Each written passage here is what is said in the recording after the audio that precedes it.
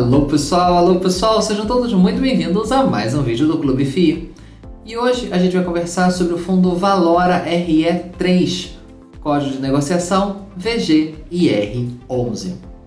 É um fundo de CRIs, onde seus papéis quase na sua totalidade estão com taxas ligadas ao CDI e que vem para desmistificar uma lenda, onde muita gente acha que os CRIs precisam ter garantias reais de imóveis, precisa ter alienação fiduciária ou coisas parecidas, o que não é verdade. E esse fundo tem sim alguns papéis desse tipo, onde não há garantia real. Vamos dar uma olhada? Para a gente então conhecer um pouquinho do fundo, basta vir aqui na página principal do Clube FI e digitar um pedaço do nome ou do código do fundo. Aqui a gente vê então a aba Básico, que tem as principais informações. Algumas aqui sobre o tipo de ativo que ele pode investir, que a gente vai mostrar um pouquinho melhor à frente. A gente vê, claro, é do ramo de recebíveis imobiliários, né, um fundo de CRIs. A data do IPO dele foi julho de 2018, então como a gente está gravando esse vídeo aqui em agosto de 2020, então um fundo que recém fez 2 anos de existência. A equipe de gestão é a equipe da Valora, também é gestora de outro fundo, o VGIP, o VGIP. Tem 4 milhões e meio de cotas e uma representação no IFIX de aproximadamente 0,5%, né, 0,5%. Tem como administrador o pessoal da BTG, mas lembre-se, quem sempre toma a decisão do que vai ou não investir é a equipe de gestão. O administrador geralmente fica só com funções mais burocráticas. Observando aqui o histórico de cotações, hoje o fundo está cotado em 81,20 quando a gente grava esse vídeo. Ele, durante boa parte da sua existência aí no comecinho, rodando ao redor de R$100, que foi o valor do seu IPO, né? Aqui batendo um picozinho em 107, mas sempre bem próximo aos 100. Comecinho de 2020, ele chega aqui num auge em 124. Depois, como quase todo o mercado vem tendo uma queda, e aí bate uma mínima aqui de 72 em março, recupera um pouquinho, cai um pouquinho e está aí desde março girando aí nessa base entre 75 e 100, né? Mais ou menos nessa base, nas últimas semanas aqui, bem próximo a 80. Observando o histórico de dividendos, a gente vai ver então o seguinte: a última distribuição dele foi de 45 centavos por cota, o que, considerando o preço atual, dá um dividend yield de 0,55% ao mês. E olhando os últimos 12 meses, uma distribuição de R$ 6,90, o que dá um dividend yield de 8,50%. Observando aqui então o histórico mês a mês, a gente vai ver que ele já distribuiu R$ 1 por cota, mas atualmente a média dele está mais baixa, aí ao redor de 50 centavos, um pouquinho acima, um pouquinho abaixo. Naturalmente, com o CDI em queda, né, nós estamos com a Selic em patamares mínimos e o que acaba puxando o CDI para o mesmo patamar, é natural que tenha uma queda nominal. Observando aqui o valor patrimonial, a gente vê que o valor patrimonial da cota está em 96, quase 97 reais, e o valor da cota é 81, então ele está negociando a 84% do seu valor patrimonial, uma relação de preço sobre valor patrimonial de 0,84, enquanto o patrimônio do fundo é de 436 milhões de reais, em valores aproximados, o valor de mercado é de 365 milhões. E a gente vai ver que o fundo, ele durante boa parte do tempo negociou próximo ao par, ali 5% de ágio, 6%, 4%. E, tudo bem, janeiro um pouquinho mais descolado dessa média, mas desde abril ele sempre vem negociando com um deságio, com um desconto. Observando aqui o número de cotistas, a gente vai ver, claro, no comecinho ele tinha muito poucos cotistas, 100 cotistas, depois ele veio crescendo, mais ou menos numa constante, chega a bater um pico de 28 mil, hoje caiu um pouquinho, estamos aí com 26.600, mas é basicamente estável aí desde janeiro, vamos dizer assim, rodando aí na base dos 25 mil cotistas. Quando a gente vê a liquidez, a gente vê que ele é um fundo que está girando na base de R$1 milhão por dia. Se a gente observar agosto até o dia em que nós estamos gravando esse vídeo, um volume financeiro de 999 mil, falando em redondos 1 milhão. Em julho, um pouquinho acima, R$1 milhão e 300 mil por dia. A gente pode ver aqui, essa base de 1 milhão vem se mantendo aí há pelo menos uns 6 meses, né? Já houve um período um pouco mais líquido.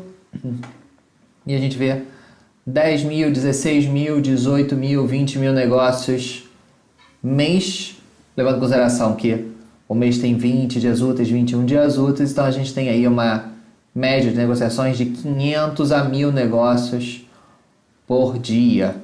Para quem vai entrar com pequenos valores, nada a se preocupar, dá para ir entrando devagarzinho, sem grandes problemas. Esse fundo ele tem o Espaço RI, então é uma parceria entre a própria gestora e o Clube FI, onde você pode, clicando aqui, mandar qualquer pergunta que o pessoal da Valora responde. A gente pode ver, por exemplo, mandou no dia 17 de agosto, já retornou no dia 18 com a resposta. Então, eles têm respondido, então você pode mandar sua pergunta, é só clicar aqui e mandar que a equipe lá da Valora responde. Observando aqui os comunicados, né, a gente vai ver então aqui o último relatório, divulgado agora em 12 de agosto. Então, ele, claro, começa com uma explicação sobre a realidade do fundo no último mês. Ele comenta sobre 2 CRIs que foram quitados, ou seja, que a devedora fez a quitação total, como esse fundo ele opera com vários papéis ligados a construtoras, né, como aqui a Elbor. Então, muitos são quitados antecipadamente, conforme as vendas dos imóveis ligados àquela operação vão sendo vendidos, a construtora precisa obrigatoriamente ir quitando essa operação. Então, a gente vê aqui, 2 CRIs foram quitados, da Rovik e da Elbor, e ele comenta que tinham como garantia principal os imóveis residenciais prontos. Então, as 2 operações tinham um prazo inicial de 48 meses, sendo que uma foi quitada em 29 meses e outra em 21. Ou seja, em valores redondos, né, tirando uma média aqui, foi quitado na metade do prazo, mesmo durante a pandemia de Covid-19 que nós estamos no momento.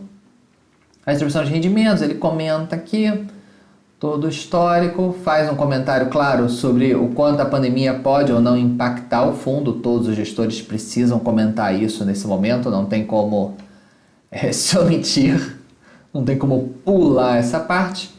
Aqui a gente vê o histórico, né, dos resultados do fundo, da distribuição e tudo mais. Aqui ele mostra a ligação com o CDI, né? Então, por exemplo, considerando uma cota base de R$100, né, que foi o valor da primeira, segunda e quarta emissões, ele pagou então CDI mais 3 praticamente também, CDI mais 2,92 em relação ao preço da terceira emissão, que foi R$101. Então, considerando o CDI de 2% ao ano, na verdade, então ele está pagando CDI mais 3, está pagando 5, então está pagando 250% do CDI atualmente. Aqui também vem a explicação, a comparação, né, tanto do lucro quanto da distribuição. Claro, pode ter alguma defasagem, um mês de repente não distribui tanto, mas aí distribui no mês seguinte.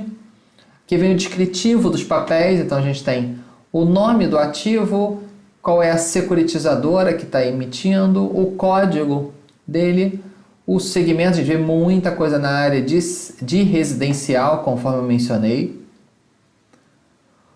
Rating. A gente vê que alguns papéis têm rating por grandes avaliadoras, como a Standard & Poor's, a Fitch ou a Moody's. Isso é regulamento. Se para o fundo admitir algum CRI que não tenha garantia real de no mínimo 100% o saldo devedor, tem que ter avaliação pelo menos a menos de uma dessas três avaliadoras. Se tiver pelo menos 100% de garantia real, não é necessário o rating. Aqui o valor da operação, quanto isso representa no total do fundo. Então a gente vê que os dois maiores na ordem aí de 10% do patrimônio. A taxa, então a gente vê alguns aqui, por exemplo, CDI mais 2,5, CDI mais 5,7, CDI mais 2,15, CDI mais 6, CDI mais 8 e alguns como multiplicador do CDI, 104% CDI, 99% CDI. Ele tem alguns papéis ligados ao IPCA, mas na verdade são apenas dois valores muito pequenos perante o patrimônio total. Aqui tem o vencimento e a duration. A duration é o prazo médio das parcelas a pagar, que normalmente dá metade do prazo até o vencimento. Não obrigatoriamente, mas normalmente sim. E aqui o pagamento, alguns são de pagamento semestral, alguns de trimestral, pode eventualmente até ter algum anual, no momento não tem, mas a grande maioria com fluxos mensais. E a gente vê que o fundo ainda tem 6% em operações em caixa, né? Está no caixa para poder fazer novas aquisições, novas alocações. A gente vê aqui quase tudo alocado em CRI, um pedacinho em caixa, quase tudo ligado ao CDI, uma coisinha de IPCA. No segmento, 88% ligado ao ramo residencial, 9% a shopping e mais umas fatias bem menorzinhas. Quase todas as operações são restritas a investidores profissionais, as chamadas ofertas 476, o que é comum em CRIs, porque é raro um CRI estar fazendo uma oferta 400, porque ele precisa seguir uma série de regras e documentações adicionais que têm que ser emitidas para poder fazer uma oferta 400.